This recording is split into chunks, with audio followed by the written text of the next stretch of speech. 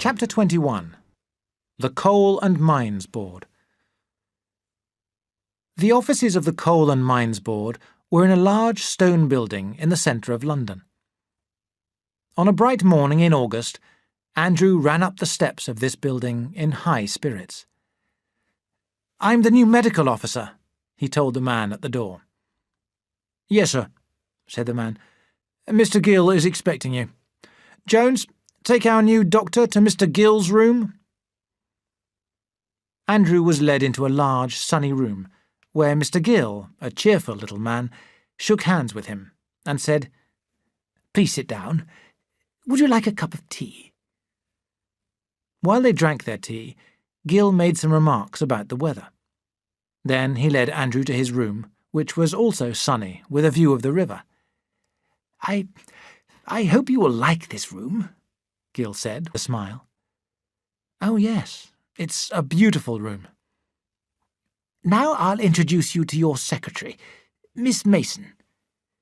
Gill took him into the next room, where Miss Mason, a friendly young woman, sat at a small desk. "Miss Mason, this is Dr. Manson."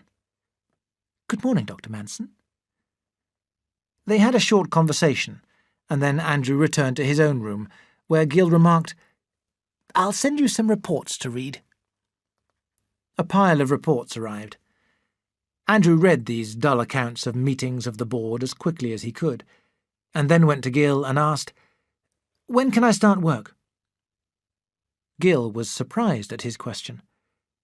"Heavens, have you read those reports already? I thought that I had given you enough to keep you busy for a month." He looked at his watch. "Let's go out. It's time for lunch." At lunch, Gill explained that the board would not meet again till the middle of September, and that there would be no other work for Andrew until after that meeting. Andrew went back to Christine that evening with a feeling of disappointment. "Would you believe it, Chris?" he said. "They're not ready for me. For a whole month I shall have nothing to do except to read reports and drink tea." "Never mind," said Christine, her thoughts on other things. "It's lovely here, much nicer than Aberalour. I went for a walk this afternoon. Oh, I planned such lovely things for us to do." He had rarely seen her so excited. "My love, let's go out to dinner. Then, if you're not too tired, we might go to the theatre." As she led him to the door, he laughed. "I need some entertainment after my first day's hard work." Next morning, he read every report again. Then he began to explore the building. Suddenly, he found himself in a long room, where a young man in a dirty white coat was sitting on a box, smoking a pipe and doing nothing. "Hello," Andrew said. The other answered tiredly, "Lost your way." Andrew introduced himself. "My name's Manson." "I thought so. So you've come to join the Forgotten Men." He paused. "I'm Dr. Hope." "What are you doing here?" "Heaven knows. Some of the time I sit here and think, but most of the time I just sit. Occasionally, when there has been an explosion, they send me bits of a dead miner to examine and tell me to find the cause of the accident." They went out to lunch together.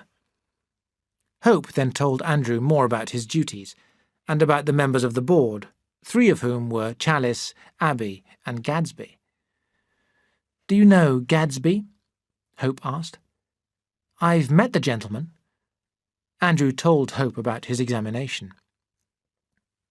"Gadsby is a clever man, but he's only interested in himself." Hope, who had a great sense of fun, laughed suddenly, and then told Andrew a joke that Abbey had once made about Gadsby. He gave another loud laugh, and then became serious. "Abbey is the best man on the board. The others spend so much time quarrelling that they never make any decisions." Andrew and Hope had lunch together nearly every day. Although Hope was always joking, he was a clever young man. Andrew believed that one day he might do something important. While Andrew waited for the next meeting of the board, he and Christine explored London. They began to feel that they belonged there.